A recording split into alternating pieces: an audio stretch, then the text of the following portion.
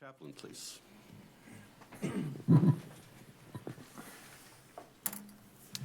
Let's pray. Father, we just pause tonight knowing we have a meeting tonight, but most of all heavy on our mind is the election for tomorrow and all that's going on. We know that anytime there's an election, that it's important to get out and to vote and do our civic duty. And God, you guide us in those things in your scripture, and we want to make sure that we're a part of that. But I pray that you'll be with these commissioners tonight as they do their due diligence in regards to our county and guide them, and even the ones that might be voted in tomorrow. We pray that that's the thing that's on their mind, is to see the best for our county and be with everything that's talked about tonight, be in the conversations, be in all those kind of things. And we just do this all in your Son's name, Jesus Christ. Amen. Let's stand. I pledge allegiance to the flag of the United States of America and to the republic for which it stands, one nation, under God, indivisible, with liberty and justice for all. Thank you, Chaplain. Thank you.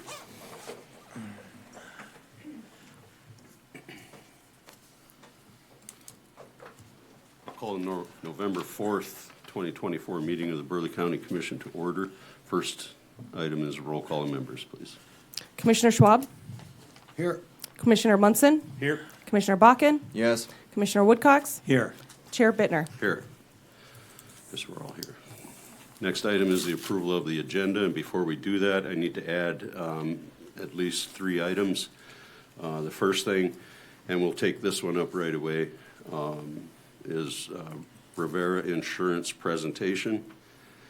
And then under other business, Craig Oldhauser concerning load restrictions on Highway 10, and then Commissioner Munson on elections and various topics, right? Yep. Okay, so with that, I would entertain a motion for approval. Move to approve. Second.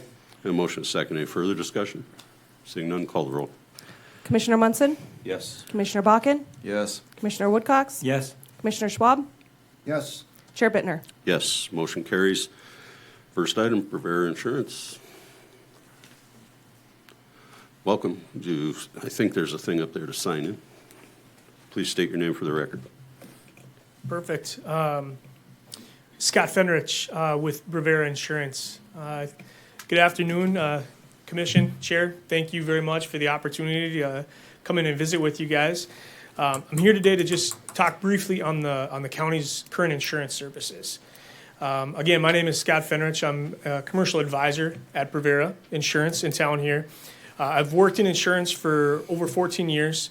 And most recently, before becoming an advisor, I worked exclusively for risk services for North Dakota political subdivisions. Okay, so cities, school districts, and counties.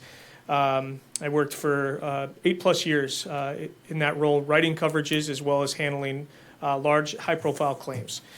Currently, Rivera, as an agency, we represent dozens of North Dakota Insurance Reserve Funds, NDRF, the current provider for Burleigh County. We represent dozens of different acting members, and so it's something we're very familiar with. And today, the reason I'm here is just to request, or at least to entertain the idea of us submitting a proposal prior to your guys' next insurance renewal. And again, I'm not sure exactly when that is, if that's 7/1 or if that's 1/1. But I should be frank with that. In no way am I proposing that we look outside of the reserve fund. However, the North Dakota Insurance Reserve Fund is not a boilerplate coverage. There's a lot that can be done through enhancements and options to make sure that that's tailored to each individual member. And a lot of times those enhancements can bring upon improved coverages, cost reductions in some instances, and possibly both. And so if that's something that would be acceptable by the commission, we'd love the opportunity to be able to put together a proposal to see if that would be something that could be suitable for the county. Okay, commissioners, questions? What is, Commissioner Bach? do we have the date offhand that renews? Oh, the auditor's not here tonight. I'm not sure on that. Sorry. No, any opportunity for cost savings for the taxpayers of Burleigh County, I'm all in, so definitely like to entertain further conversations when that comes due.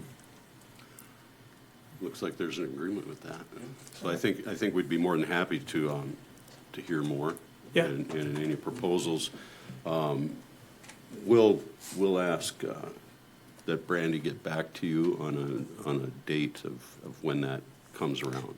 That'd be wonderful. And just to kind of give you some perspective of what that would look like is ideally to be able to take a look at the current program and how it's set up, evaluate that for you guys top to bottom, looking at the different lines of coverages, and then again, evaluating some of those options. There's credit opportunities, things like that are available, just to make sure that at the end of the day, you guys are getting what you deserve. And then lastly, of course, just basically providing a proposal of different options and alternatives. At the end of the day, it's of course your guys' decision, but giving the opportunity to make sure that you're best informed, to feel that you have the information to make those decisions for the county. Okay. Thank you very much for coming in. I appreciate that. Yeah, thank you. Okay. You'll follow up. Yes, I will do that follow-up. Yep. Okay. And I'll have Mark get in contact with you guys. Okay, sounds good, thank you. Next item is consideration of the October 10th special meeting minutes and October 21st meeting minutes and bills. Mr. Chair, I'm going to move to approve with the caveat that we demote Chairman Bakken from the special county commission meeting and promote you. Oh. Gee, okay. On that special meeting, the minutes were wrong, so, that actually, it started out correctly, but they were in error on a motion. Okay. Okay. Did you also review the bills? no, I did that. Okay. So I'll move to approve the bills. Commissioner Schwab's got the motion on the agenda, or on the.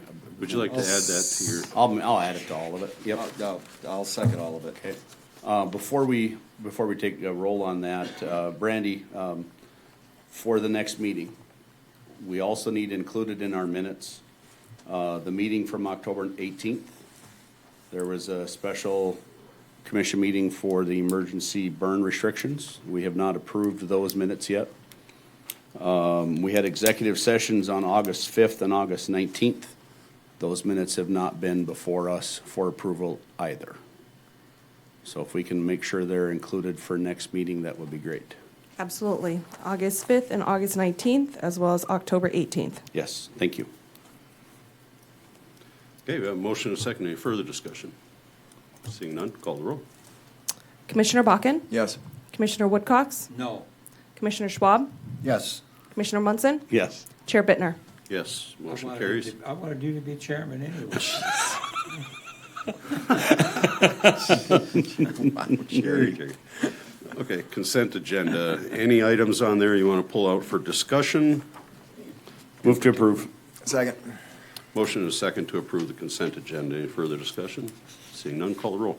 Commissioner Woodcox? Yes. Commissioner Schwab? yes, Commissioner Munson? Yes. Commissioner Bakken? Yes. Chair Bittner? Yes, motion carries. Next, County Engineer Hall. 2 items, public hearing on a Jake break ordinance and then accepting platted right-of-way. Welcome. Good evening, Commissioners. The first item I have on the agenda is the public hearing, and I just want to give you a little background of it before we conduct the public hearing of an ordinance for Jake breaking.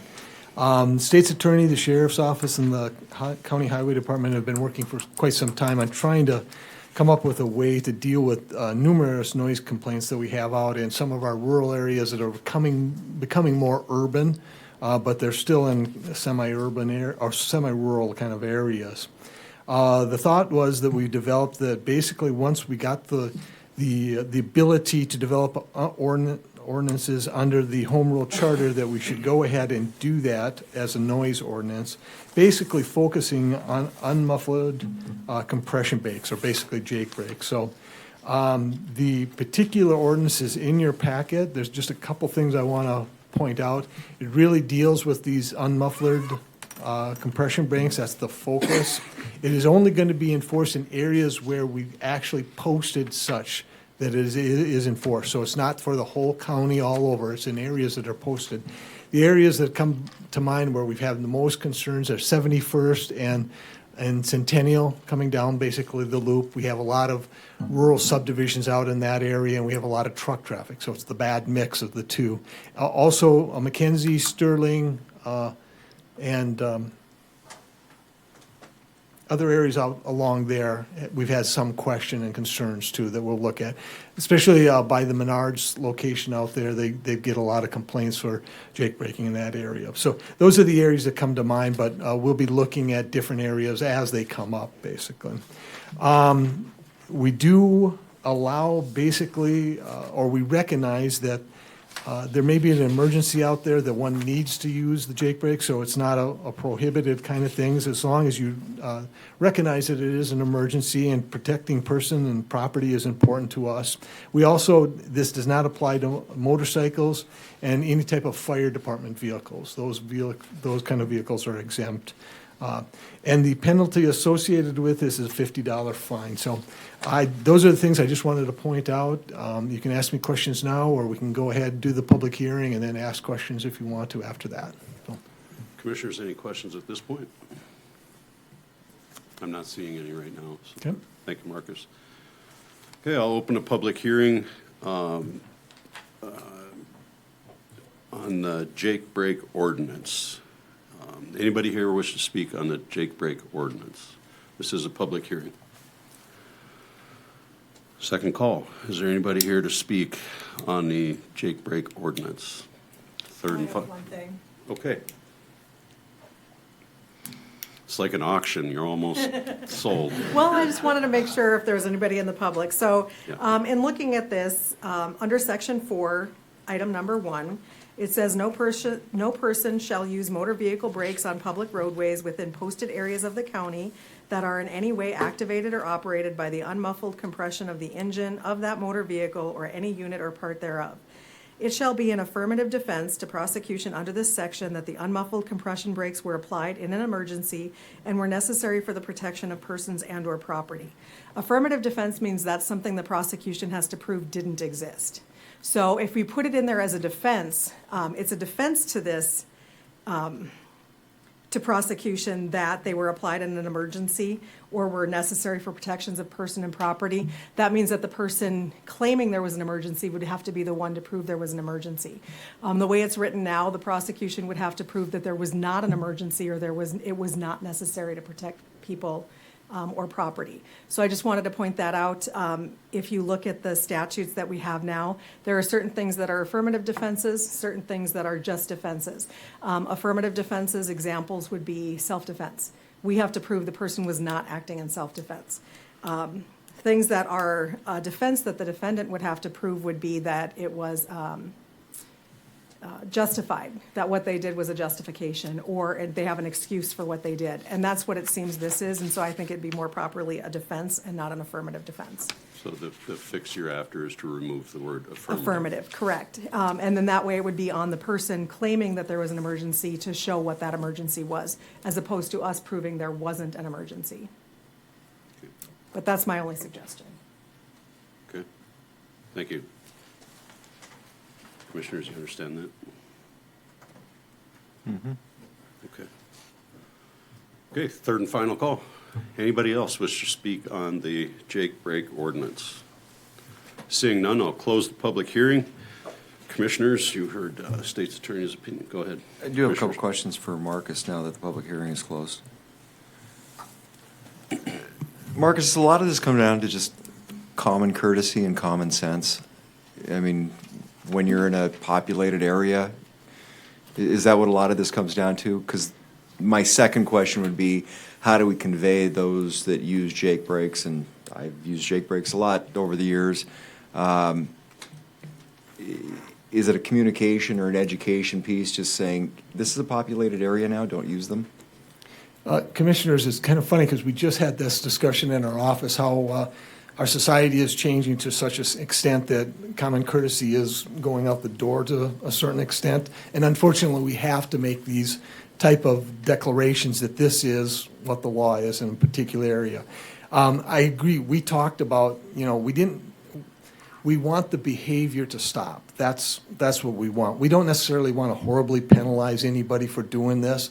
So the signs will read something to the sense, I'll make the signs as clear as I can. Don't be a jerk, shut it off. Yeah, I'll make Something the along signs those as clear lines. as I can to focus on that. And then also, the $50 wasn't, I didn't think over the top as far as a penalty goes, wasn't $200 or something. It's just, please curb that particular activity. And that's what we're trying to get at, so. I want to jump in on that because I've actually gotten complaints from in my neighborhood.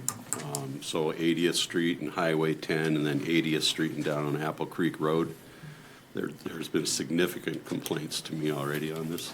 And yeah, we're gonna have to start looking at those areas and start making some decisions on what kind of criteria we use with posting a sign. And maybe it is just a complaint, that might be the criteria. We'll have to look at that, so. I can assure you there have been complaints in my area, and it's not all of them. I used to own a semi that had a Jake brake system on it, and I don't think that's what we're talking about, because we've got a couple of people out there that seems to be, happy to be running trucks that have no mufflers on them, and when they engage the Jake, it's pretty significant, I mean, Yeah. it's not just, It's the unmuffled use of that really Right. makes the difference, Yeah. yes. Commissioner Bakken. Marcus, could you explain a little bit more what the criteria is going to be for what we would deem as a more densely populated area where this signage would go up? Yeah, to start out, I'm gonna work with the state's attorney and the sheriff's office and looking at those areas where we've received a significant number of complaints over the years and start hitting those to begin with. So we'll hit them to begin with, and then after that, we'll start developing more affirmative kind of criteria that we'll use that kind of meets what we're looking at trying to solve, that area we're trying to solve, so. Okay, thank you. Any further questions? Mr. Chairman, is this our first Commissioner reading Wood. or second? Commissioners, Twice, this is don't we? theoretically your second meeting. Second meeting, okay. Yeah. The first meeting is where we read the title and. I would move to approve the ordinance with the change to section 4, subsection 1, removing the term affirmative for the defense purposes. Second. Yeah, I have a motion and a second to approve with those changes. Any further discussion? Seeing none, call the roll. Commissioner Schwab, Yes. Commissioner Munson, Yes. Commissioner Bakken, Yes. Commissioner Woodcox, Yes. Chair Bittner. Yes, motion carries. Thank you. The next item I have on the agenda is basically acceptance of right-of-way that is showing up on a particular plat. And it doesn't matter where the plat comes from, if it comes from the city of Bismarck, city of Lincoln, or Burleigh County. If it shows up that's such that the right-of-way on the plat is either on a county road or on a township road, we are required to accept that. So Landsberg, second subdivision, and the plat is included in your packet, and the areas where are highlighted where the right-of-way is that we're requesting to accept. The plat was approved at the city of Bismarck, and so we're at this point, we're asking the county board just to accept that right away. There is a proposed resolution in your packet. I do recommend approval. I'd be happy to answer any questions. Motion to approve. Second. A motion and a second to approve. Further discussion, Commissioner Uh, Schwab. We don't have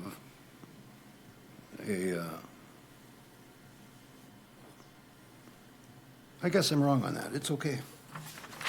No problem. I guess, did anybody want to speak on this?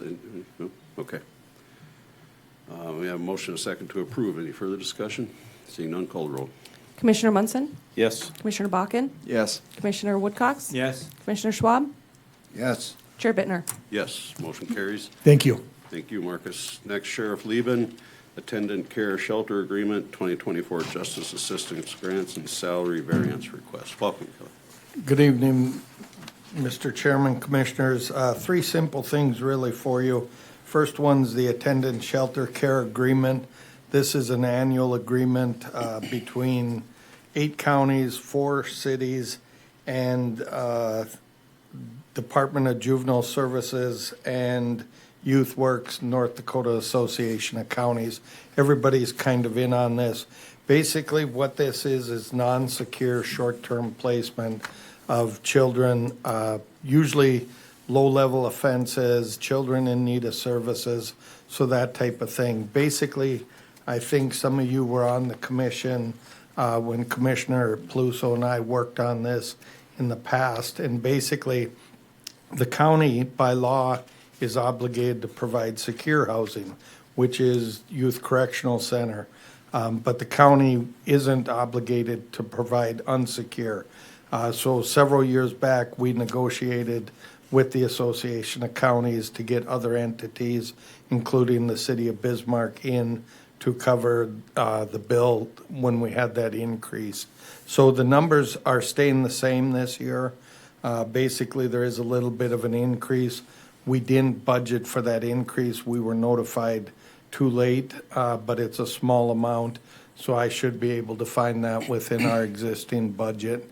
But we do budget $52,540 for those services, so I would just request the commission authorize Commissioner Bittner at the correct time and Auditor Splinskowski to enter into that agreement again. Commissioner Bakken? So what was the increase this year? So the increase was actually, I don't have the total dollar amount. It went from $52,540 to $54,116. I think they said it was a 3% increase. Ended up being about $1,500, give or take. So manageable within your budget? Yeah, we'll- And then are they expecting regular increases at about that 3% rate, or is this, how often do they address the rate increase? You know, so this is a tricky area. It really is, because what has happened is there's been some changes at the state. And I can't remember, I think Commissioner Bittner and Commissioner Woodcox were on the commission at that time. And so we had a huge jump several years back. I remember or that. Like 2 years. And that's when the city ended up stepping up and picking up that share. So we don't, typically we don't see big increases, but what ended up happening, and maybe Julie can speak to this more, there's a classification for juveniles in this situation. They call them chins kids and chips kids. One's need of protection, one's need of services. And so basically there had to be a separation. Basically, you couldn't put youth together that shouldn't be together. And that, we could debate that all day long. The end result was increased cost. So really the increases that we're gonna see moving forward, I don't anticipate to be that much. There's other funding that comes in. The Association of Counties is the pass-through on it. So if we saw an increase, it would be probably typical to this. Okay, my other question then is, in conversations with them, because this was late in the budget cycle, have you had any conversations with them about getting that into the budget cycle earlier so that that could be addressed without having to go back in and manage it? Mr. Chairman, Commissioners, yes, exactly. And so I think Lisa Johnner with Association of Counties has really been like the liaison, and we've had a lot of meetings as we've, over the last, not recently, but yes. Okay. I think we're kind of refinding our footing, and this did come in like literally right before final, no, not before final budget, it would have been right before the budget meetings. I knew we could cover this increase. So, but yes, we have spoken with them that we need to have a heads up sooner. Yeah, just so there's not a bind, Yes. kind of like we central assessing. Good to know earlier, so yeah, thank you. Thank you. Okay, was this the one that was involved in that email where it was talking about the needing a signature on it, and it was gonna be a DocuSign? Yes, Mr. Chairman, and Commissioners, yes, I had sent an email, I think, to you and Auditor Splinskowski that the contract isn't here yet. They just wanted a commitment that we would again enter into the contract. So I thought, well, I better come make it official. Do you need a motion on that? Yes. Move to approve? Second. Motion and second to approve. Any further discussion? Call the roll, please. Commissioner Bakken? Yes. Commissioner Woodcox? Yes. Schwab, Commissioner Schwab? Yes, Commissioner Munson? Yes. Chair Bittner? Yes, motion carries. Okay, Thank next. you. Next item, Mr. Chairman, Commissioners, is the 2024 Justice Assistance Grant. Again, this is a pretty straightforward grant. We are a sub-grantee of the City of Bismarck. This is an annual grant, basically allows us to purchase identified equipment. We always do budget in our budget, knowing that that opportunity is going to be there. And so I think I included not only a copy of the grant, and maybe I didn't, but we're looking at basically buying some of our upgrade equipment for the additional squad cars we're bringing in that we had presented on during the annual budgeting. So we'll be buying like light bars, shotguns, printers for the car, and then some of the equipment to go with for the officer. We get, I believe and if I didn't put it on there, we receive, it's roughly about $10,000 as the sub-grantee. Move to approve? second. A motion second to approve. Any further discussion? Seeing none, call the roll, please. Commissioner Woodcox? Yes. Commissioner Schwab? Yes, Commissioner Munson? Yes. Commissioner Bakken? Yes. Chair Bittner? Yes, motion carries. And you did put that in, so it was attached. The grant Okay, application was thank attached. you. Thank you. Salary variance. Mr. Chairman, Commissioners, last item I have is a salary variance for a deputy sheriff position. According to county policy, the department head can't go higher than a step 5 without commission approval. Basically, we have a similar situation that we've had in the past that I've come before you. Deputy Sheriff Kenneth Custodio worked for us for many years. I gave you an outline of his service. He had left us to be closer to family, and I believe it was his girlfriend, and so he had went to Cass County. He has made the decision to return to come to work for Burleigh County. So we need a salary variance. Basically, our process, as I've explained before, I always say you can't leave us and come back and get a pay raise. So basically what we do is we start them one step lower, bring them in, and then when they get their probationary raise, they're basically making the same grade and step. Obviously, salary increases, it means more money, but they leave at one grade and step, come back one lower, so when they're off probation, they're back where they were when they left us. So that would bring him in, and I believe I had put down, it's a grade 6. Step 7, grade 6. Move to approve. Second. A motion second to approve. Any further discussion? Commissioner Just, Bakken. any ramifications to the budget on this? Mr. Chairman, Commissioners, Commissioner Bakken, no, but Okay. there'll be room in the budget for it. Okay, thank you. Okay, no further discussion? Call the roll. Commissioner Schwab? yes, Commissioner Munson? Yes. Commissioner Bakken? Yes. Commissioner Woodcox? Yes. Chair Bittner? Yes, motion carries. Thank you. Okay, Commissioner Munson, auxiliary board applications. All right, I've asked our auditor, and he's graced us with Assistant Auditor Brandy. So, last meeting, we had our park board meeting, and one of the members had reminded me that his term is coming up, which then led into the conversation of how many terms are coming up at the end of December. So Brandy has put together a list for us. I'll ask her to read that. But I would like everybody that is interested in the auxiliary or any of the boards, the auxiliary application is online on our website, and I would encourage you to go fill them out. But with that, I will have Brandy fill in the ones that are due. I apologize. I thought I had an extra one. It's probably up there.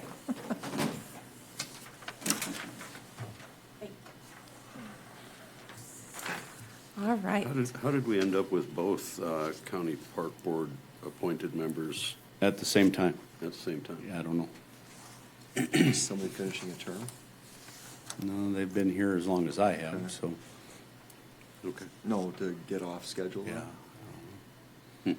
And it may have been if somebody stepped down or wasn't Yeah. able to complete their term, that we had to have an interim, but usually we have it, Staggered. yeah, staggered, exactly, rotated. And so on the park board, we may want to stagger them now at the application process. Absolutely. Okay, so we have one position available. It looks like Bismarck Planning. That's a 5-year term that expires this year. Trent Wagon. Let's see. Then we have a County Housing Authority. That's a 5-year term. That is available. Cynthia Chavez, and that expires at the end of the year. We have three human service zone boards. That is a 3-year term. There are 3 of them. We have Dick Dever, Leslie Piercy, as well as Trevor Vanett. And those expire the end of this month here, so November 30th. We also have the 2 county park boards. Those are 3-year terms. Jeffrey Herman and Errol Bain. Those expire at the end of this year. Looks like we had school district reorganization. That was a 3-year term. Looks like there was 3 of them. We probably filled those, but we'll double check. Those ones were expiring at the end of June of this year. We did fill. We did fill them. Okay, perfect. So that we just need to update this form. Thank you. And then we have 2 available for Water Management Board. That is a 3-year term. Those expire at the end of this year. Randall Binniger and Roger Smith.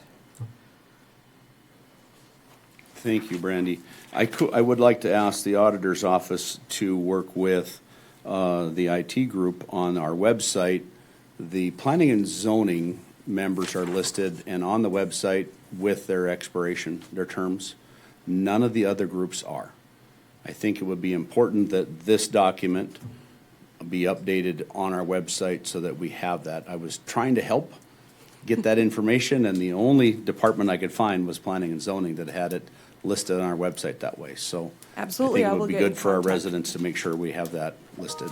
Absolutely. I'll get in contact with Mary Singer and make sure that is on the website. Perfect, thank you. Right, Thank and you. And I think you should update the members of the County Planning Commission, because I don't think Steve Marquardt is still on there. I think that No. changed to. That changed. Mike Connolly. Yep. Okay, thank you. Neither is Mike Schmitz. We have 2 new city people on the board. Schmitz isn't there. No, one of the other city commissioners is on. You can see his face, he sits in that spot. Newly elected. Okay. Yeah, Rish, Yeah. John Oh, Rish. sure. Yep. Yep.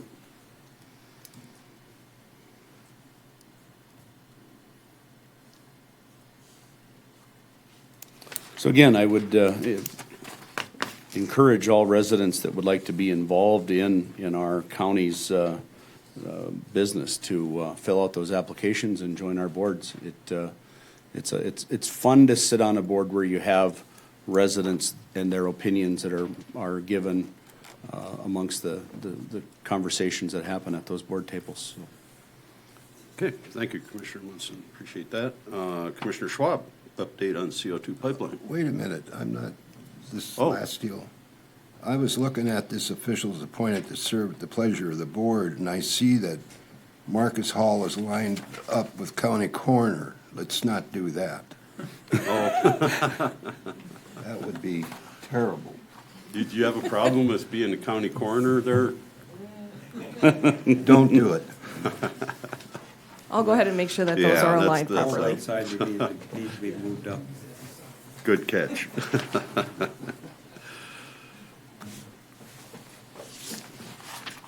All right. Commissioner Schwab. Well, is there anybody from Summit Carbon here?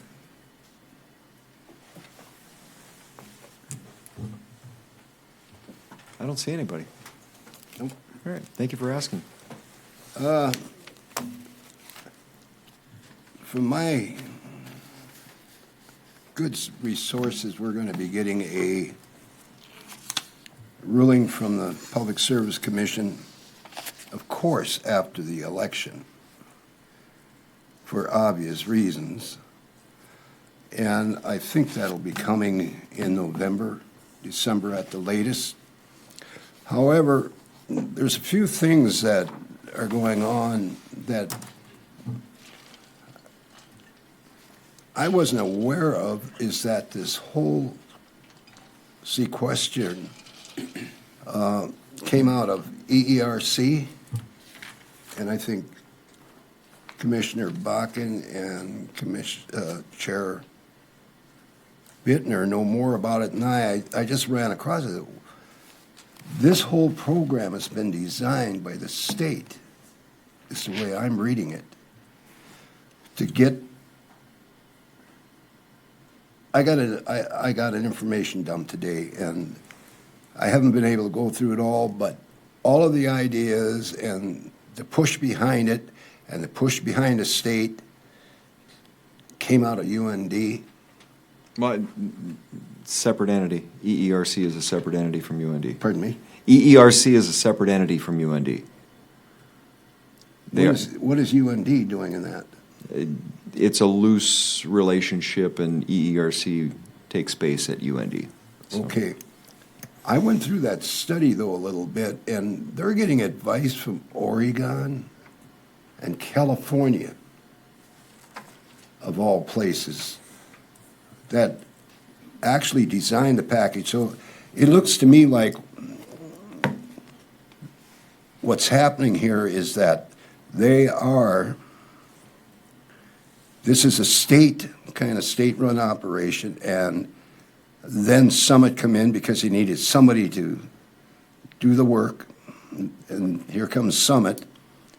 But it isn't all done by the state, but it's doing from out-of-staters. The second point I want to make is that I want to talk about John Deere a little bit. Harold Hamm, he'd fall in there. You know, John Deere is one of the investors in this. They make good equipment. It's green from here all the way to Strasburg, through South Dakota into Iowa, green equipment. But it isn't enough for that company. They're using eminent domain against their customers. I will be sending them a letter asking them why. Unless you want to go and sign it. Remember we talked about certified letters? Mm-hmm. Why is it that they're going after the farmers who they're supposed to be supplying machinery? What purpose is it? Because if you remember, on a 2,000-mile line, they're producing more carbon per ton, pumping it up here, and nobody's ever defended that. Now, looking at the last thing, I thought, it's a 2,500-mile line. So, the theory that I'm coming up with is all this is a recycling of carbon. They're not taking any carbons off the road. It's a money grab. It's basically what it's starting to look like. It's pathetic. I mean, what is the benefit when you're producing more carbon than you're pumping? There is no benefit. The strange thing about this whole thing is nobody from Summit has defended that position. Nobody from the governor's office, and the other office is the Commerce Department. So the question is, what gives? And it looks to me like what is happening is, I believe back a while that this Green New Deal, carbon deal, they kind of put restrictions on it, and North Dakota turned around and said, well, what we need to do is figure out how we can. This is grant money to pay for it is all from the federal government, and is setting this thing up so that the project can go through and changing the rules. And I actually believe now that they are they are speaking, not speaking, I should say that. Summit Carbon Solution doesn't have to come to these meetings because the state's already made up their mind. And I think it was made up about 3 years ago. So, the thing about it is, how do I get information from the state on any collusion? And working on that. So I'm asking, I don't know, you guys run into this too? There is no way Summit can come in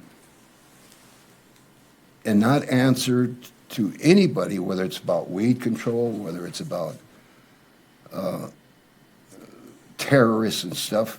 I mean, terrorists know where the gas lines are, and they don't seem too worried, and they don't want to give out their carbon footprint.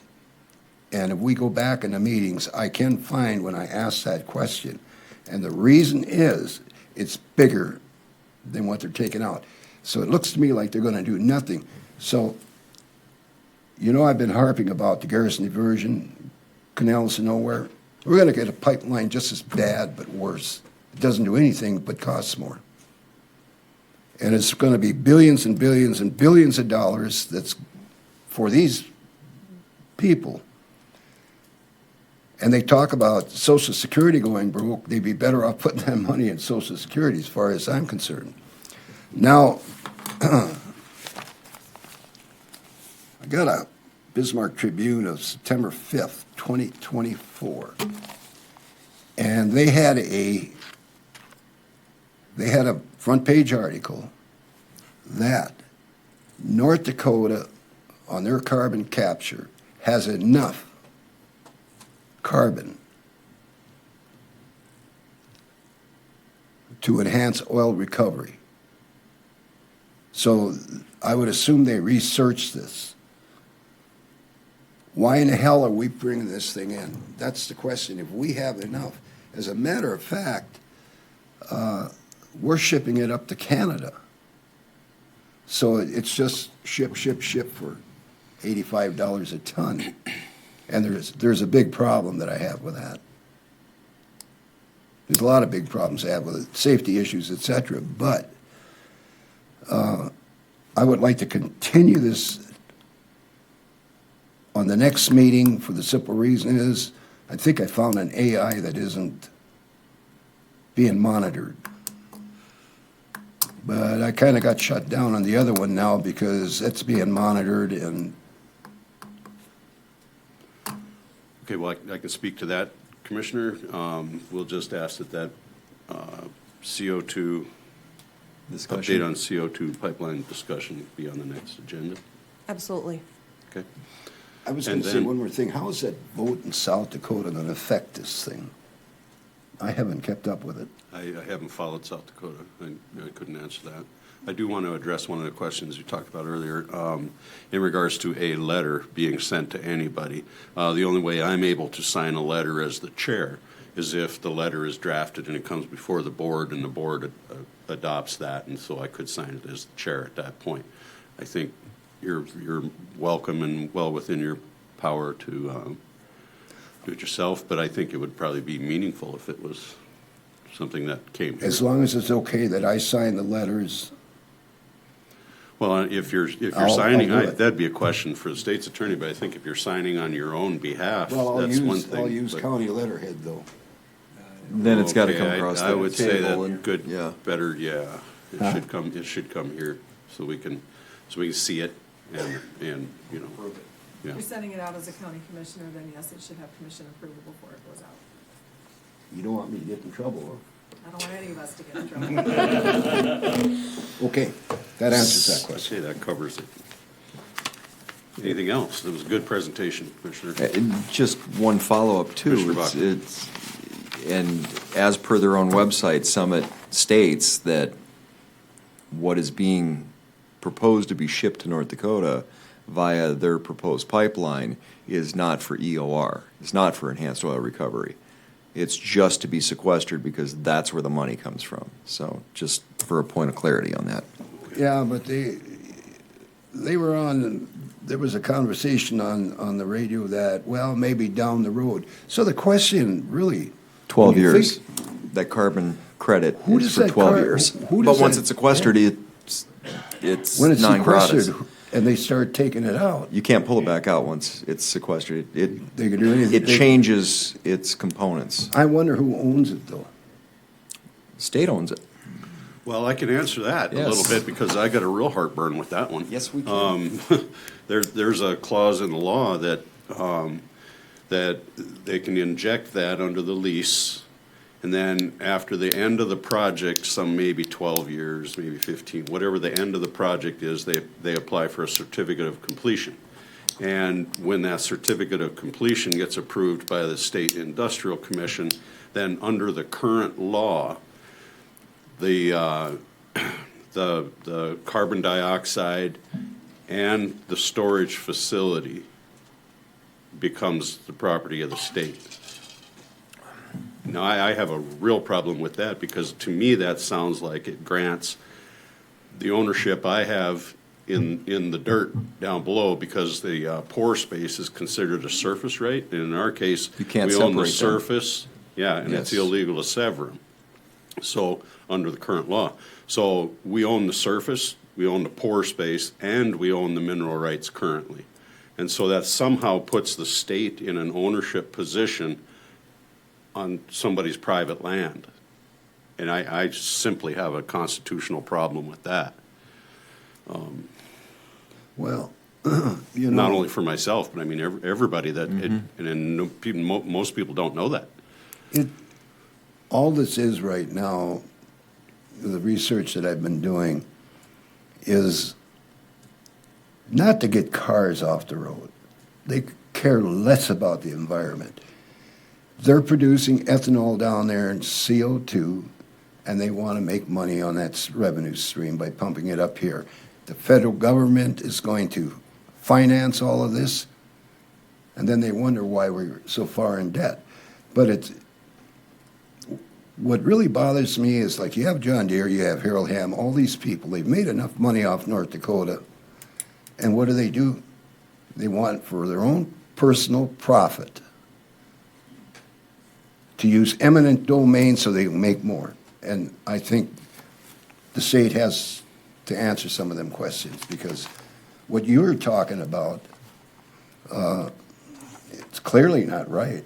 And why can they do anything they want? They don't even have to get the permitting process like MDU would have to get. They don't have to have a environmental impact statement, and they're still fighting over the DAPL pipeline on environmental impact, and that's been running for what? Almost 10 years. I mean, there's something wrong here. Oh, and the other thing I would like to know is how many elected officials in the state have interest in this pipeline or will benefit from it? It sounds like some sort of public records request that needs to be made. So I'll be working on that. Okay. Well, thank you, Commissioner Schwab. Yep. Good presentation. Unless there's anything else, we're going to get to other business. Thanks for waiting. I had a contact from Craig Olhauser. He wants to speak to us in regards to load limits on Highway 10. Come on up, Craig. State your name for the record, please. Welcome. Hello, thanks. My name is Craig Olhauser. And first off, I'd like to thank Brian. He took time out of his personal day to discuss some of this with me, and as well as Marcus Hall. So put a lot of time and effort into this thing over the last couple of weeks since you guys, since the county's made the decision to restrict the. We're talking from Highway 83 out to the county line, which is just past Driscoll, 3 miles, and so that's the stretch of road that I'm addressing here. So just to kind of give you a little bit of a little background, I've been in the Sterling area for about the past 10 years farming. My bin site is just north. I rent it actually from Nancy, whom is here, just north of Highway 10 off of 353rd. Highway 10 is my only access to getting back to Sterling. I'm 4.5 miles from Sterling. I'm 4 miles from Driscoll. And so the only ways to any other road is Highway 10 for me. There's a few other people here tonight. They also farm around or they live out in the area that this will affect as well, and that's why they're here. There are some other individuals that I've spoke with that weren't able to make it tonight. It's not just a me thing, and I'll kind of get through that in my presentation here. So, in the past, since I've been farming in this area, we've had a spring restriction, and that spring restriction in 2024 started on the 14th of February, and you guys lifted on May 13th. And so that's the information that that I've found of going back through the past minutes and things like that of the meetings and information that I was able to obtain. So obviously in the spring, it does become challenging for us to go by that when we're trying to get in springs work or we're trying to get crops in the ground, trying to get tillage work and equipment moved and different things like that. And so over the years, we've been able to manage around that, and we haven't put up a lot of fight. We haven't addressed the situation in the past. We just respected it and kind of went about our day.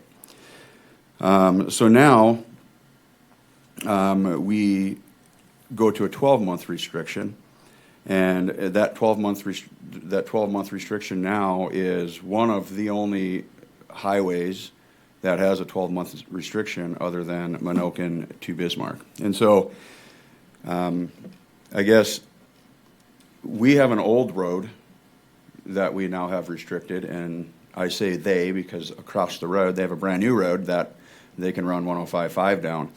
And I don't know if you guys know, most farm trucks don't haul 105.5. And so mainly trucks like Menards and different things like that have the capabilities to haul the heavy weight. Most farm trucks are around 101. And so I spoke with Marcus, I shouldn't even say 101, 94, 97 pretty, but if you get into some of the, like for instance, I don't have semis, I hire all my hauling done. The company that I hire, they can haul 101,000 pounds on their trucks. And so I talked to Marcus last week, and I explained to him kind of the situation that Brian and I had spoke with, and Brian had asked me to give him a call so it could try and help me understand. And he said that he's done the research on the road from the 83 out to the county line, and he said it most definitely is capable of holding 105.5. Now, as to speak of the longevity of how long if it's going to take longevity away or if it won't, or how many more miles, how many less miles, things like that aren't able to be spoke of. He just said he doesn't have that, but it is capable of carrying 105.5. And so the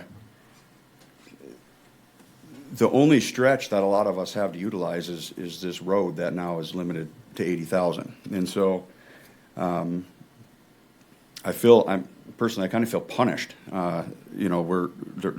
It's not like we got a brand new road that was built that we can utilize. It's not like they put an off-ramp in somewhere that we can get to the interstate. And so those of us who live along that stretch or farm along that stretch, we kind of got thrown out on an island. And as far as I was concerned, and I asked a few of the others sitting here and some of the people that aren't here, if they had any notification or anyone contacted them to ask about the insights or anything like that of this new proposed maximum, so to speak, restriction. And no one really knew that it was happening. And so once we got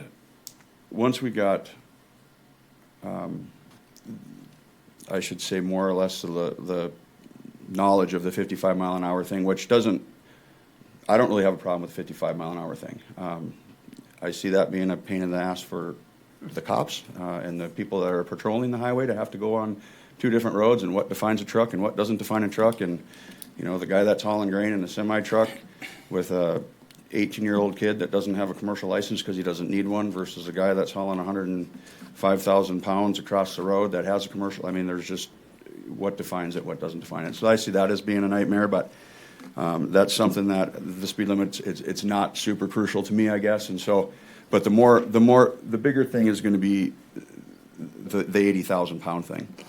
And so originally when I had talked with Brian and Marcus, I was explaining that the decision had no intent to hurt farmers, wasn't intended to hurt ranchers. But it's not only hurt, but it's got the ability to cripple us. I mean, it's got the ability to cripple not just the farmers and ranchers, but also some of the companies that are around in the area. I have Tracy He's from Missouri Valley Ag. He owns that company, and they do all my fertilizer spreading. And so now I run into a problem where they can't haul what they normally haul to me. Now they have to make, rather than making 2 or 3 trips, they got to make 4 or 5. And so now who's going to pay for that? I'm going to pay for it. And then he's got to have labor that he's going to have to pay for. And so that's obviously going to get passed to us. And then right now, running a couple of trucks for a spreader is hard to keep up. And all of a sudden you get into the thing, well, okay, now that they got to buy more trucks, well, now it costs the company more money. And so in the initial, when we did prayer, and he spoke of, you know, the county, the chairman and commissioners are here to do what's best for us in the county. And I just don't feel like the decision, I don't feel like you guys made this decision with the intent of it being negative, but I do wholeheartedly believe that you guys made the decision with little to no understanding on how it impacts us and why, and how it looks on our bottom line at the end of the year. And so to put some numbers to it, my operation is very, very minimal. I farm a couple thousand acres. We've got individuals in the room that farm way more than that and way bigger footprint than I. And so just breaking down what I have. So my operation in 2024, so far I have hired 8,179,240 pounds of grain to be hauled out of my fields or my yard to an elevator. I told you I don't personally have a semi, so the semis that come to pick up the grain, they're capable of hauling 101,000 pounds. So not even the 105.5 that is the norm around North Dakota. Truck trailer configuration weighs about 35,000 pounds. And so if loaded correctly with axles and bridge, and there's all sorts of stuff, 101,000 pounds is what the company that I hired this year so far can carry on a per load basis. So 66,000 pounds of production can be in that hopper when it gets delivered to the elevator prior to the load restriction. Now, that's 123 loads from my fields or my farm to an elevator. The difference between the old restriction and the new restriction is 59 extra loads that I'm paying for now. So now I'm to pay 59 loads of grain that now have to be transported from my farm to Fargo, or my farm to Red Trail, or to Underwood, or to Castleton, or to wherever we deliver. I'm paying for these 59 extra loads. And so breaking it down. So I broke it down. So Fargo's one of the first places I haul. It's 180 miles. Sterling is 6.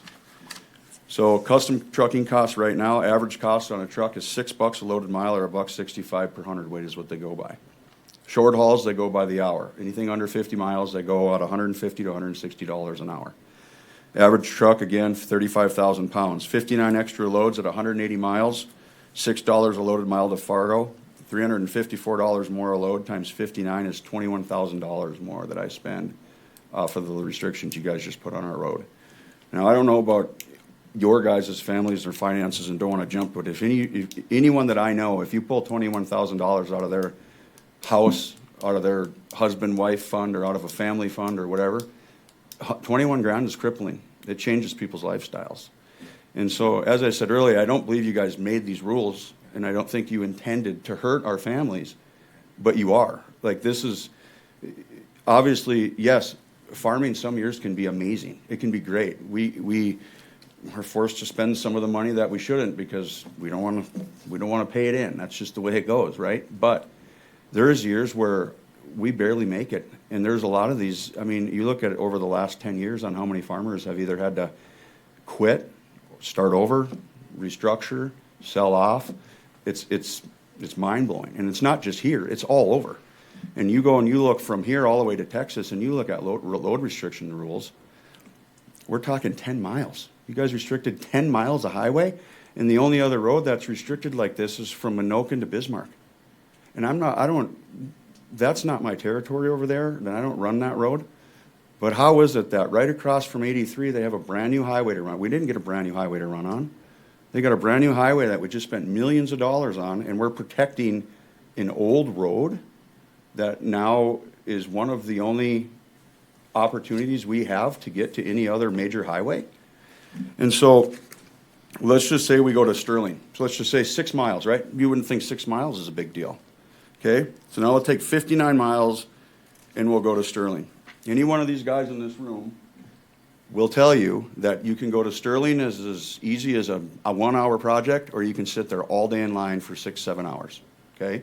So for the sake of time, I used 2 hours. I used a 2 hour average run. That's probably even low because during harvest, there's, I don't know, we had trucks waiting 7 hours this spring for days. We got one load in every day.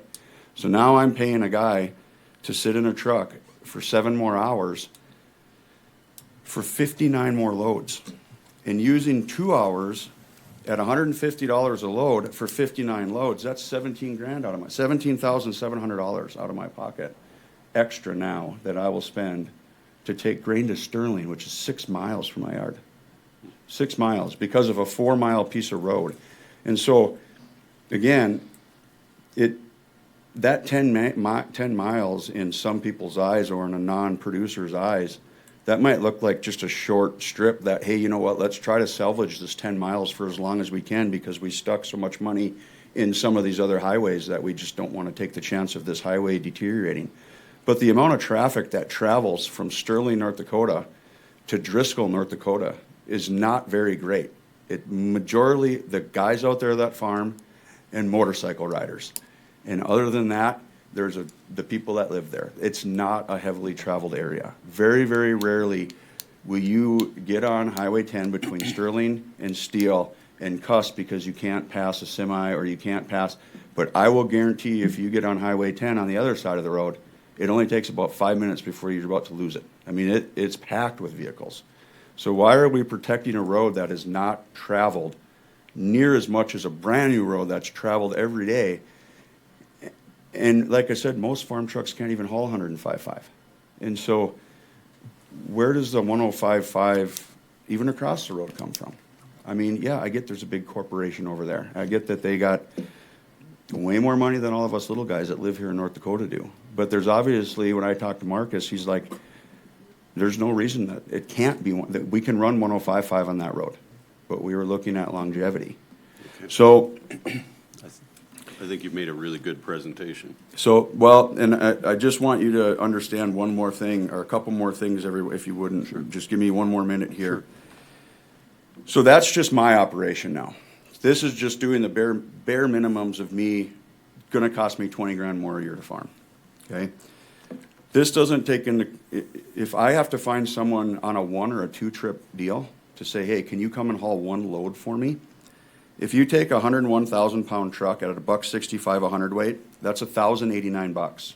So somebody can go all around me, North 83, South 83, West Highway 10, Steele, wherever they want, and they will make $1,089 hauling one truckload, regardless of the miles, where they'll only make $742 on my truckload. So why are they going to come to me and hire and work for me for $300 less or a little over that of what they can make going to someone else's place? I've already given the example of fertilizer hauling, but we haven't even gotten to the spray trailers. We all have to spray our crops. You guys know about weed prevention, and he was talking about it a little bit ago. Okay, well, I don't know if you're aware, but when you haul around 3,500 gallons of water in a sprayer and all the chemicals and everything else, you're around 100,000 pounds. So now what do we do? Now we got to buy a whole nother spray setup. We got to buy another truck, get another hired guy to just carry our chemical and our water on one trailer, and we have to drive our sprayer on the other trailer. What do I do with that guy for the other 8 months or 9 months out of the year? I mean, how do we do that? It's just not, it doesn't make any sense. How about the cattle guys? We got some cattle guys in here. Buffalo, we got buffalo guys in here. What do we do there? Those guys are 101, 102, 103,000 pounds. So now we take an already difficult market, and now we're pulling money away from them as well. And so it's not just the farmer. It's not just, and then, you got the farmers, you got the ranchers, I tried to call and get some gravel delivered the other day into my yard so I could make it trucking with the rain easier. Couldn't get anyone to deliver it. They're not going to deliver it to me if they can only carry 80,000 pounds. Why? Why would they spend the time to bring the gravel down? Why would they spend that hour when they can go haul it for one of these highways, you know, companies that they're hauling for rebuilding highways and things like that. That's where they're gonna spend their time. That's where they're gonna put their resource. And so, although there might be a positive for the county, I have not yet to see any positive for the farmers with the restrictions. Again, we're not asking for pity, sympathy, because times obviously they can get tough for us. Farming expenses continue to go up. What we are asking is that you guys gave us the same opportunity, remove the massive crutch in our operations that you put into place. Just like you did, you removed it for the people on the other side of the road, and we would just ask if you could please give us the same opportunity to be able to operate and not let this restriction possibly end what we've worked for years to build. Okay, great presentation. Very good. I think Marcus wants to respond. Any particular? I think path forward here is pretty clear. So I thank you for putting all that together.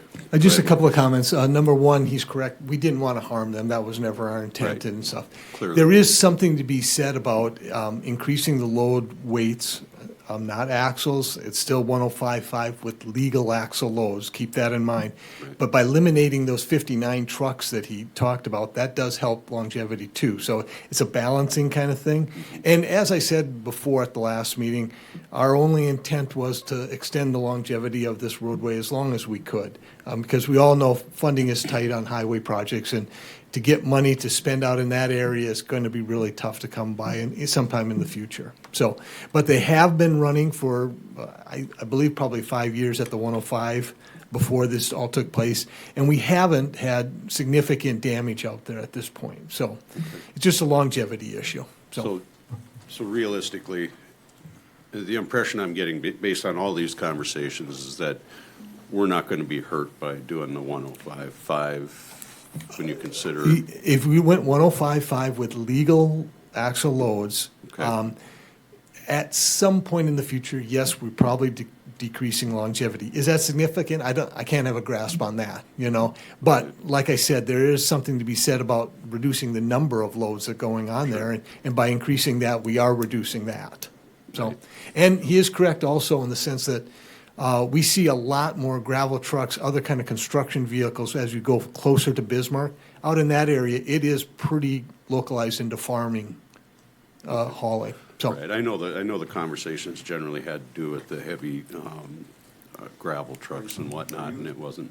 Are you able to speak as to when you say longevity? So with the way that road was built, and I have no idea in road building, but the way that it was built from Highway 83 out to the county line versus the way the new road from Highway 83 to Apple Valley or Apple Creek was built, what would make the new road last longer at 105.5 with the new materials or the way that they build roads now versus why would it damage the old road? You know what follow me? yeah, and I think I do. And the basic concept is it's the quality of bituminous that we're putting down now versus the quality of the bituminous that was put down back in the years ago. So heavy loads on that older bituminous is possibly more likely going to break up sooner than the new bituminous that we have down. So if a truck is able to carry 105, we're talking legal limits. Corey, how, to get to 105.5, what do you have to have? Quad trailer, maximum bridge with pusher on the truck. So I don't know of one farmer personally that has that.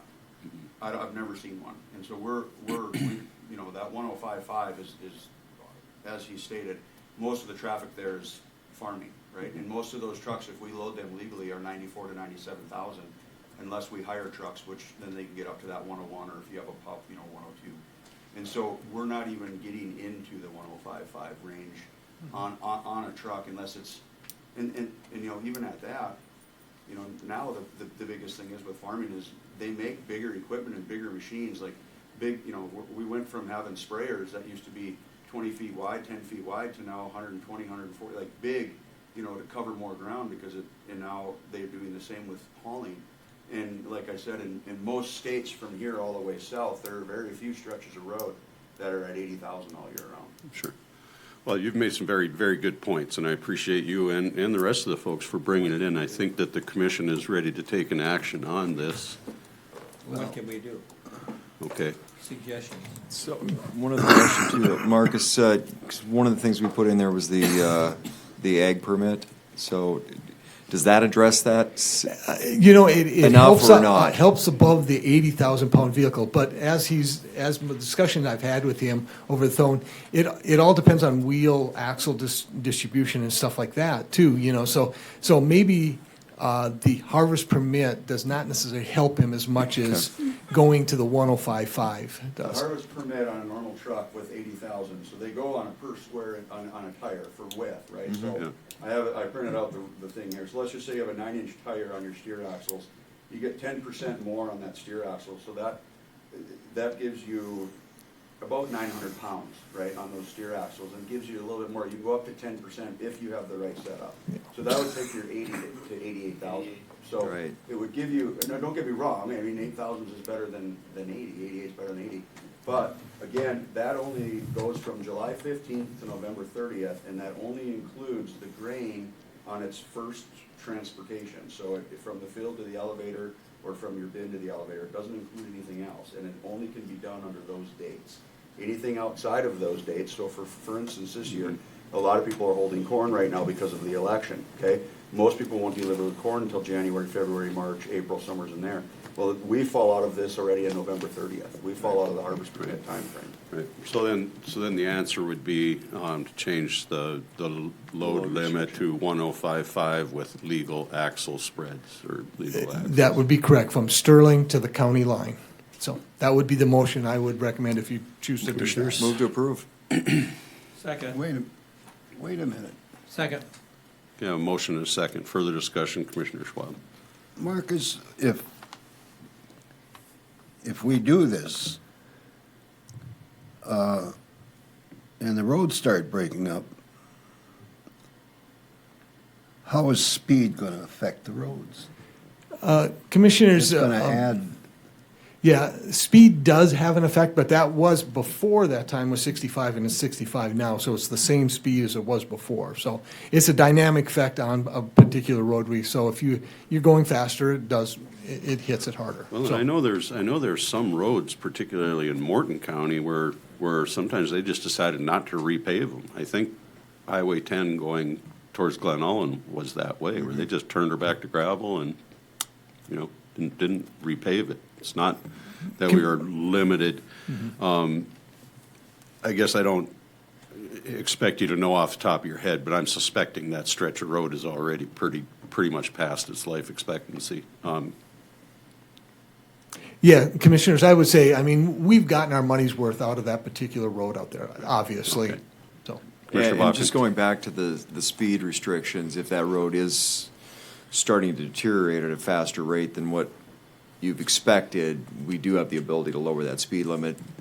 that is correct. To manage Commissioners, that asset. We have other tools in the toolbox that we can look at if we all of a sudden see a degradation of that particular segment of roadway beyond what we would call normal, wear and tear. So, Okay. Commissioner Schwab. yeah, the thing I'm getting at on all this is that I understand the farming side of it. Construction, I like to haul full loads too.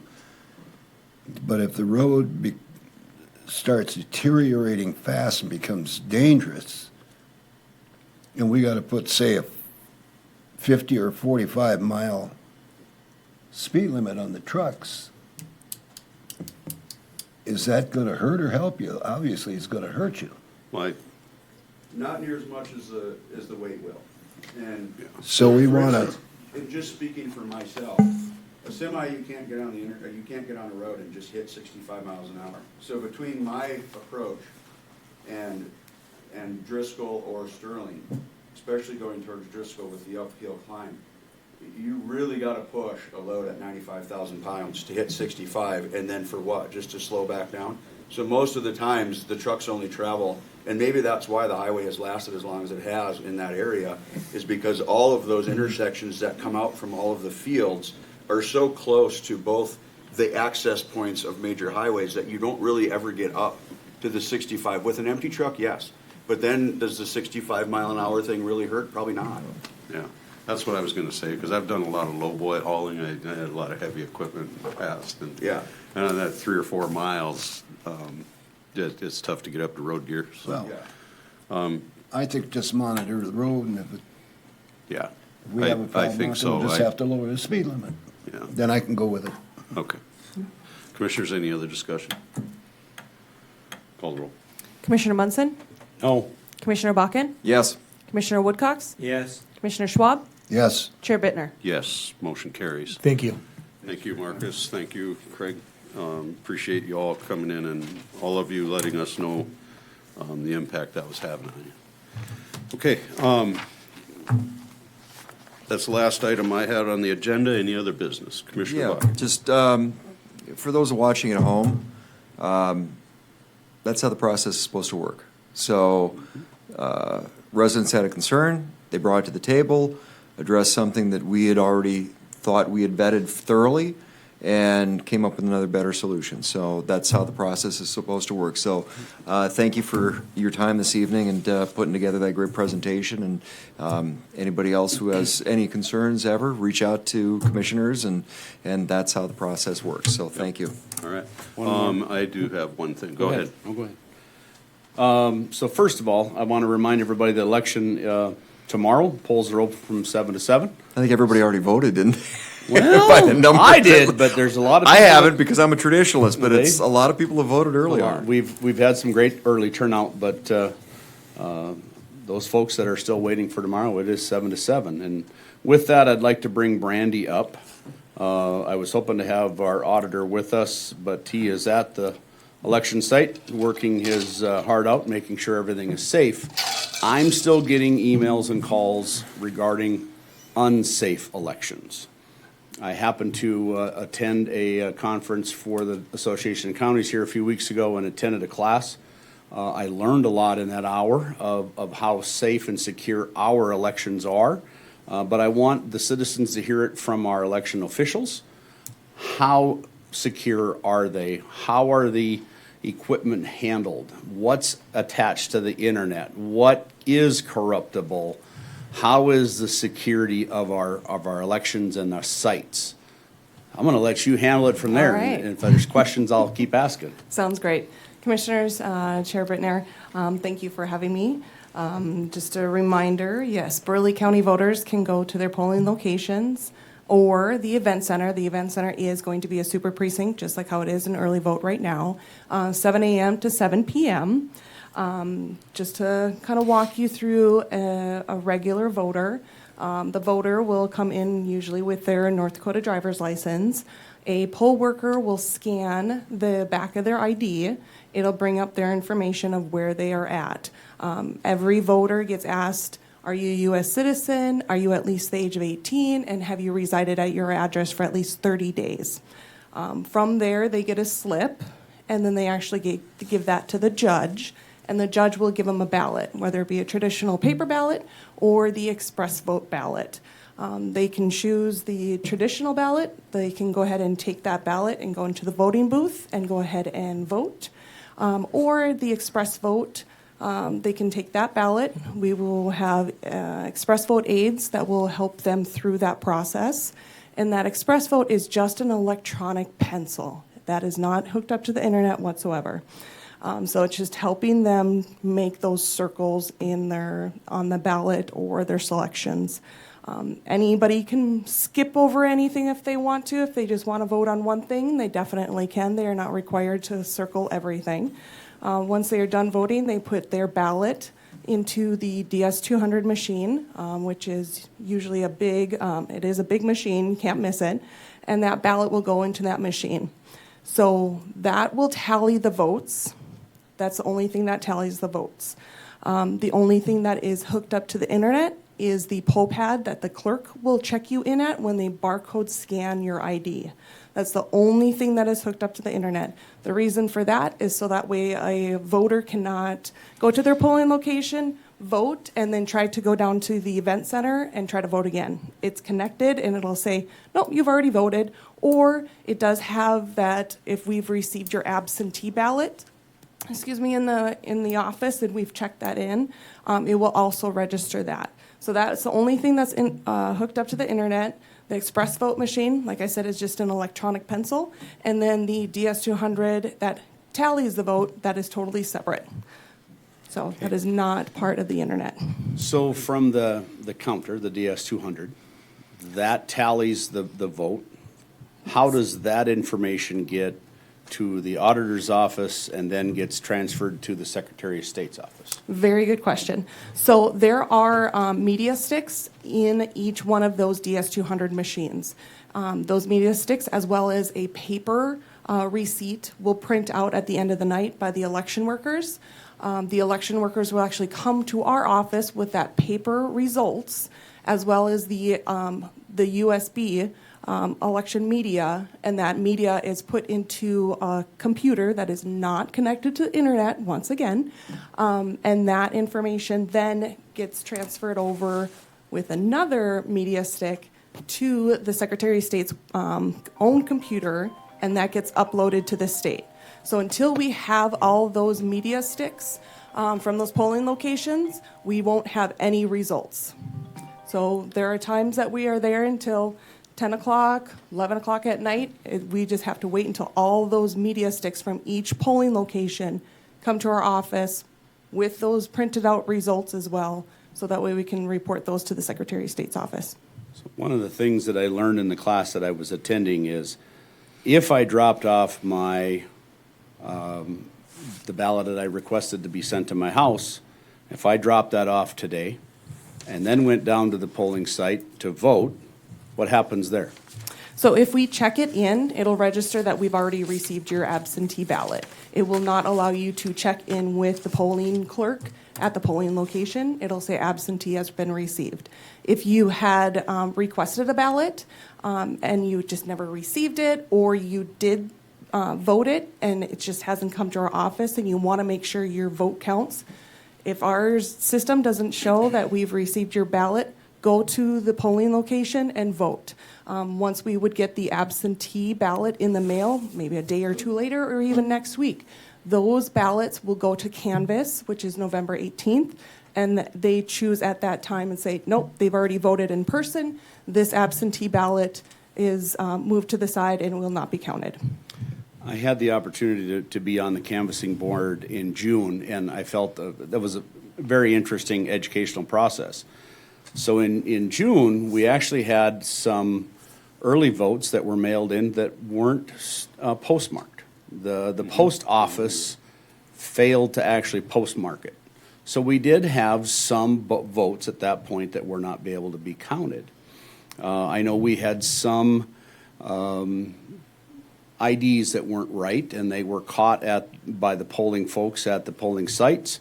And those were brought into the canvassing board, and the board was able to decide yes or no whether they were counted. We had several ballots that came in that had questionable marks, and the canvassing board then met. They voted on each one of those. And so the other thing that I think that I want to make sure everybody understands is we may have results tomorrow. Nothing is final until the canvassing board meets and certifies those.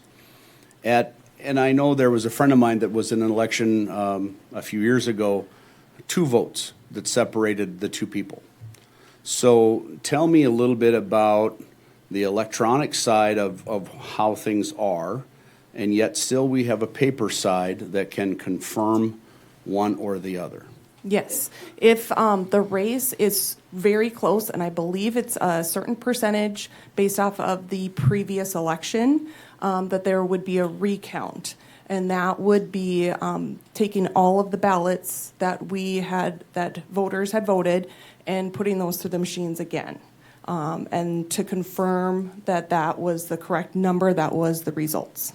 How long do you store those paper ballots from an election? So we store our paper ballots and express vote ballots for 22 months, and then they get destroyed. So if someone still had a question on June's election, we would have the paper to back up and answer any of those concerns. Absolutely. Okay. Okay. Commissioner Schwab? Okay, now, tomorrow night at 7 o'clock, you lock the lockbox, right?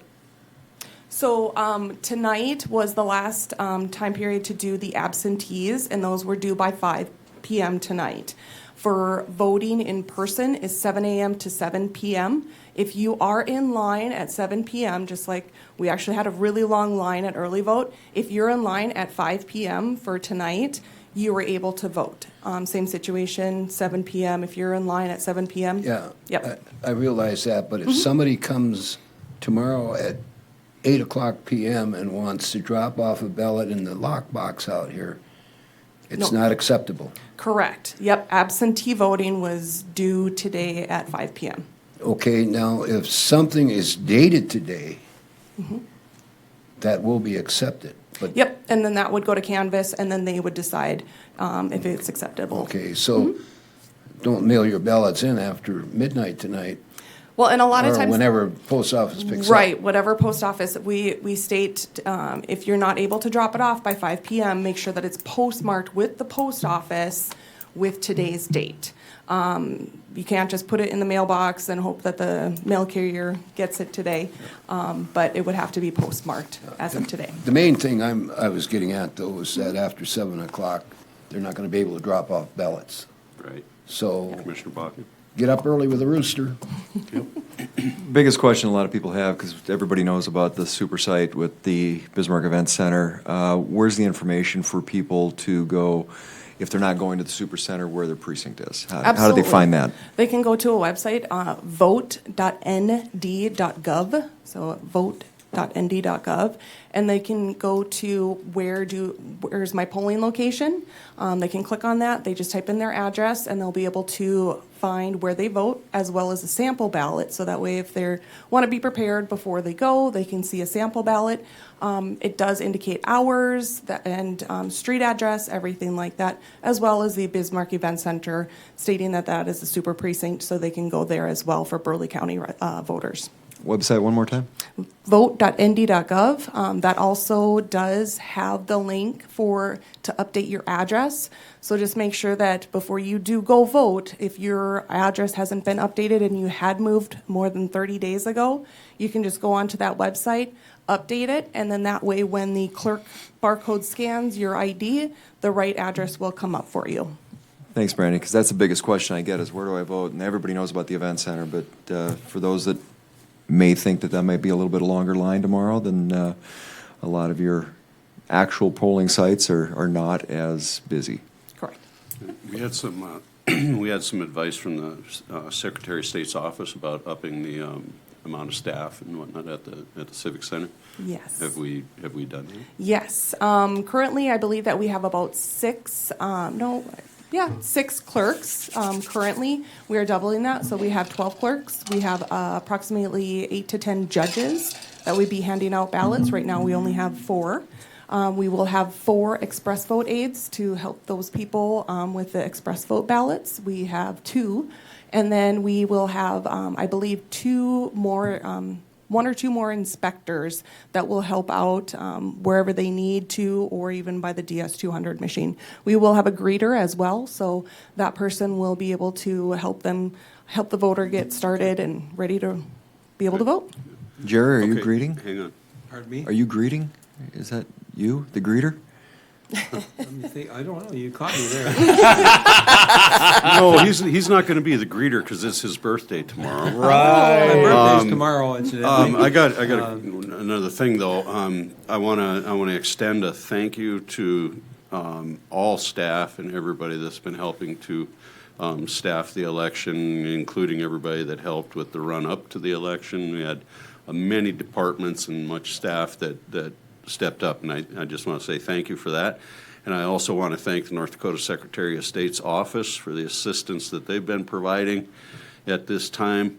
They notified me that they, at their expense, they're adding a staff from, adding a person from, I believe it's the vendor, the manufacturers of the machines that'll be on site, I believe started today, to help with any questions or concerns about the voting equipment and the operation and whatnot. So I want to make sure that we all recognize the significance of the assistance from the North Dakota Secretary of State's office. So thank you.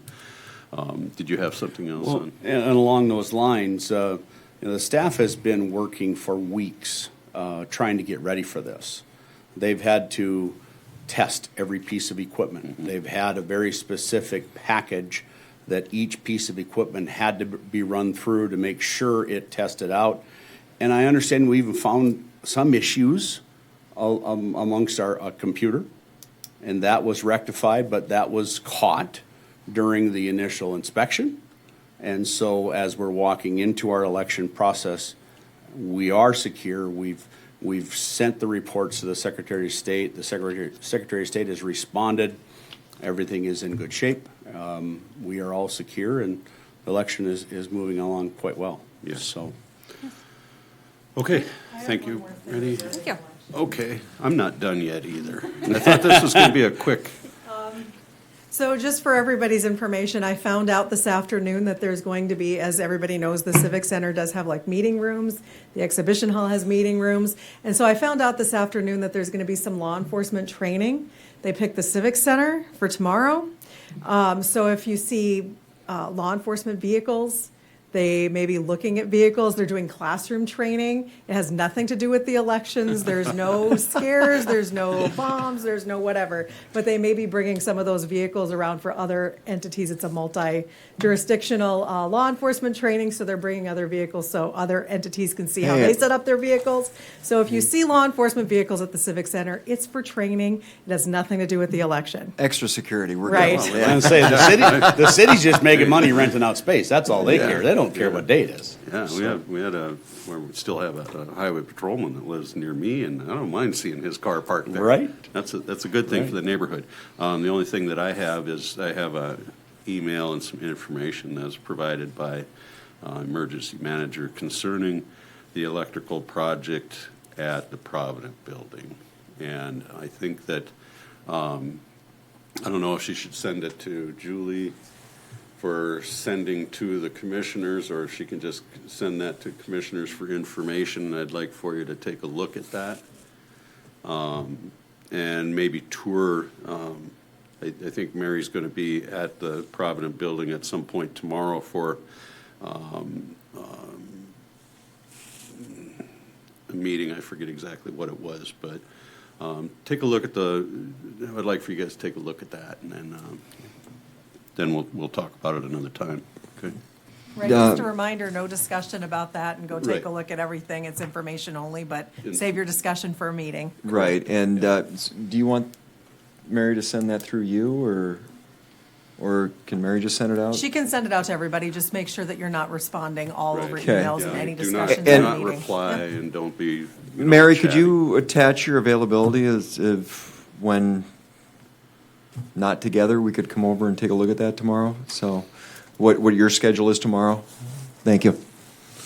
Okay, anything else for the good of Burleigh County? I do Commissioner have Munson? one more. In the last week and a half or so, there's been some media concern about our elections process and our elections coordinator. I personally want to offer an apology to a former employee, Lisa Hart. There was some information that was released that shouldn't have to the media, and I know she is struggling with that, and I wanted to at least offer my personal apology to her for that situation. I also want to apologize to our HR director. With that information being out in the community, I can't imagine our current employees feel positive about giving any information to our HR director, because who knows where it'll go. So I wanted to apologize to Pam as well. I know this has damaged some relationships, and it's unfortunate. But I want to make sure that at least Pam and Lisa both have an apology from me, because I know they've been through a lot over the last few days. And it's again, it's unfortunate, but I want to apologize. I'm sorry. Okay, anything else, commissioners? Yes, Mr. Chairman. Commissioner Wood? Don't forget the election tomorrow, and my birthday's tomorrow. Yeah, happy birthday, I was Jerry. going to get there. I like $100 bills. You don't need a card. Cash is king around my house. So, Just kidding. Would you take it personal? over there. Julie didn't hear that. She's How old? 49. 49? All right, hang in there. I know you're going to make 50. You're making a good-looking 49. With that, we are adjourned, commissioners.